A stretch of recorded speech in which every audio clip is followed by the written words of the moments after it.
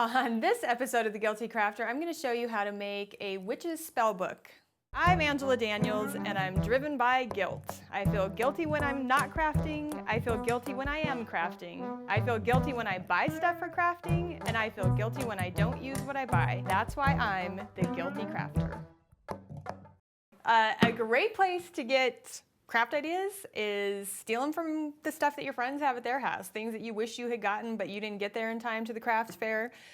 Steal liberally. Isn't stealing the sincerest form of flattery or something like that. I was at one of my girlfriend's houses and she had all her Halloween decor out. She always totally does it up, and it's really cute. And one thing I noticed on a bookshelf was a black book that had been stenciled to say witches' spells or something like that. So it was just kind of like a cool thing in her bookshelf. I'm embarrassed to say I didn't even comment on it, but I immediately was like, I can make that myself. This caught my eye, and this says Baby's Treasure Book, and I feel slightly evil, but it is Halloween, so it's fitting. Whoever dropped this off the Goodwill clearly was going to put cute little mementos in here. I've been there. You think you're going to do all these fabulous things for your baby, and it was probably going to have darling things. See, it's made to put mementos in. And then was it the Goodwill?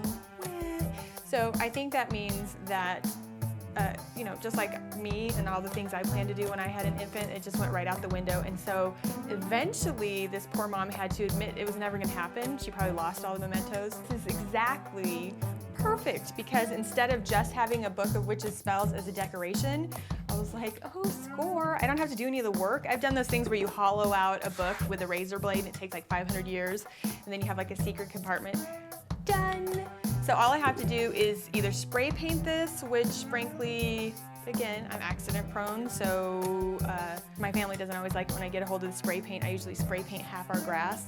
So I'll probably just cover this with paper, make it look a little Halloween-y and cool, because I have like a Skeleton Bones Jenga game that I got on clearance one Halloween, and normally it just sits in an ugly box. It'd be perfect to put it in here, put this on the coffee table, and have something, kind of cool for my decor.